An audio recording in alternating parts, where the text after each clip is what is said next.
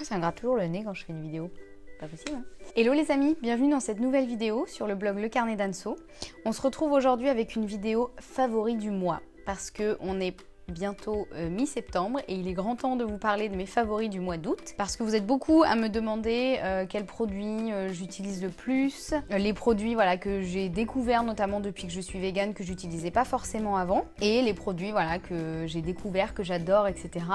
Vous êtes nombreux à me demander mon top 3 des produits, etc. Donc je vais vous faire un petit favori de mes produits du mois d'août, donc sachant qu'il y en a beaucoup, mais je ne vais pas tous vous les présenter dans cette vidéo parce que sinon ça prendrait à peu près 2 heures. Donc je vais déjà vous en présenter 5 comme ça, 5.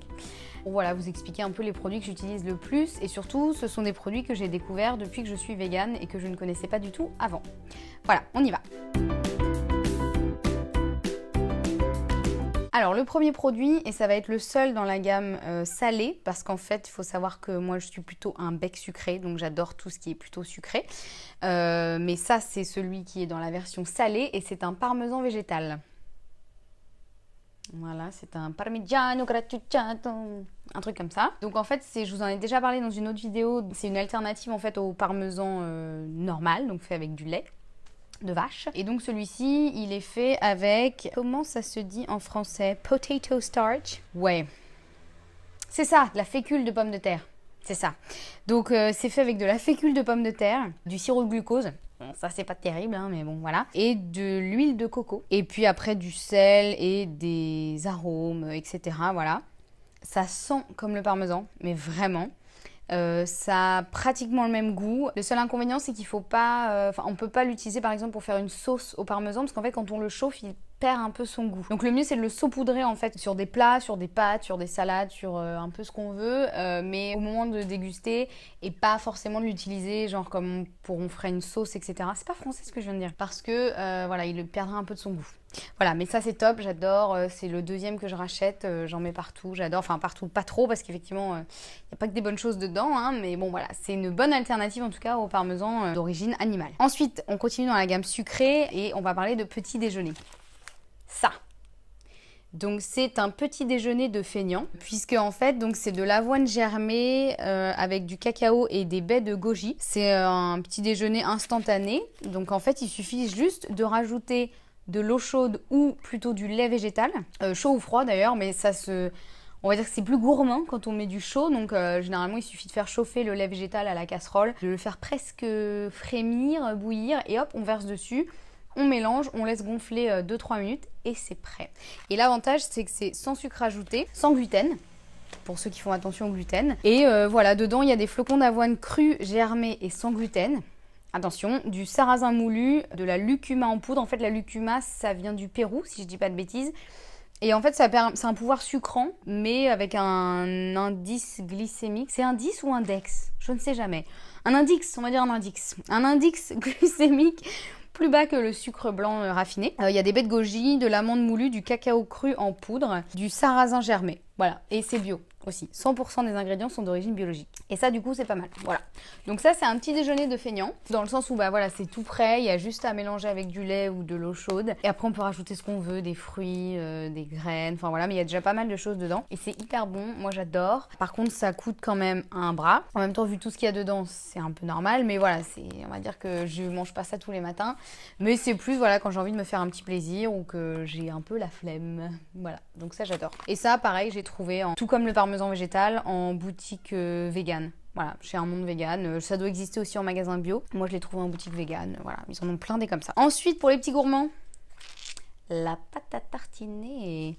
Donc, c'est une pâte à tartiner sans huile de palme, sans gluten. Enfin, évidemment, normalement, il n'y a pas trop de gluten dans la pâte à tartiner, mais des fois, on ne sait jamais, on retrouve des trucs bizarres. Et sans lait, donc c'est vegan en fait, c'est-à-dire qu'il n'y a aucun produit d'origine animale. Et celle-ci, en fait, la particularité aussi, c'est qu'elle est faite à base de noix et non pas de noisettes. Donc ça donne un goût différent qui est très bon. Et en fait, ce qui est génial avec ça, ce que j'aime beaucoup, c'est comparer par exemple au Nutella. Sachant que le Nutella n'est pas vegan puisqu'il y a du lait dedans. Au-delà de ça, moi en fait, j'avais déjà arrêté de manger du Nutella avant de devenir vegan. Ou en tout cas, j'en mangeais très très rarement parce qu'en fait, le Nutella, si vous regardez le premier ingrédient, c'est du sucre. Le deuxième ingrédient, c'est du gras puisque c'est de l'huile. Donc c'est du sucre, de l'huile et après un petit peu de cacao et de noisettes. Pas génial. Alors que ici, dans cette magnifique pâte à tartiner, le premier ingrédient, ce sont des noix. Et le deuxième, c'est du gras. Bon, ok, ça reste une pâte à tartiner, hein, on va pas dire que c'est light. Mais le premier ingrédient, c'est les noix. Le deuxième, c'est du gras. Et le troisième, c'est du sucre. Donc ça veut dire qu'il y a quand même vachement moins de sucre et de gras que dans le Nutella. Et en plus, il n'y a pas d'huile de palme, etc. Et il n'y a vraiment pas de trucs chelous, genre de léchitine de soja ou je ne sais quoi. Il y a des noix, de l'huile de colza, du sucre, du chocolat noir à 73% de cacao minimum et du beurre de cacao. Et basta. Voilà, et ça, c'est très bon. Moi, j'adore. Je suis fan. Autre chose qui est une chouette découverte, c'est du sucre de coco. Donc ça ressemble un peu à du sucre brun. Mais en fait, c'est du sucre fait avec la fleur de coco. Je vous en ai aussi parlé dans ma vidéo de recette de mousse au chocolat que je fais avec ça. C'est un index, puisqu'on a dit qu'on disait index, vu que je ne sais pas si c'est un dex ou un 10. Hashtag dyslexique. C'est un index glycémique plus faible que le sucre raffiné, blanc, etc. Donc c'est vachement meilleur pour le corps et ça fait moins monter en flèche la glycémie et vous donner du diabète. Donc voilà, et c'est hyper bon, ça n'a pas le goût de noix de coco en fait. Je sais pas trop comment définir. Ça sent le sucre brun un peu, voilà, c'est génial, moi j'adore, j'utilise ça dans quasiment toutes mes pâtisseries maintenant. Et du coup ça reste du sucre hein, évidemment, mais beaucoup mieux que le sucre blanc raffiné industriel. Et dernier favori du mois, ce sont des mulberries. Alors je sais pas si vous voyez très bien. En fait ce sont des petites mûres blanches séchées. Donc vous voyez des mûres qui sont noirs normalement, vous prenez les mêmes en blanc et vous les faites sécher et voilà. Et alors ça c'est hyper bon, alors je me souviens plus de tout ce qu'il y a dedans, mais il y a plein de vertus, je crois qu'il y a du fer dedans. Je vous mettrai, voilà, quand je vais retrouver, je vous le mettrai dans une petite bulle ou un truc comme ça, mais c'est une bombe de nutriments, voilà, c'est plein de bonnes choses, comme beaucoup de fruits séchés d'ailleurs. Les fruits séchés ont souvent de très bonne qualité nutritionnelle, même si ça reste très sucré, donc voilà, il ne faut pas s'enfiler 1 kilo. Mais voilà, j'ai découvert ça, alors au début j'étais un peu dubitative, et en fait il s'avère que c'est hyper bon, et c'est un peu pas croustillant, mais je sais pas, ça va très bien par exemple dans un porridge, moi j'aime bien en mettre dessus, ça donne un petit côté un peu croustillant, etc. Enfin voilà, c'est top. J'adore. Voilà, donc ce sont mes 5 favoris du mois d'août que j'ai découvert donc depuis que je suis végane. Avant, je ne connaissais l'existence d'aucune de ces choses-là. Alors, il y en a certains qui n'ont aucun rapport avec le vegan, parce que par exemple, le sucre de coco, même le sucre blanc industriel, c'est vegan, hein, a priori. Mais c'est plus en fait dans cette démarche de dire que généralement, quand on est vegan, on essaie aussi de mieux manger.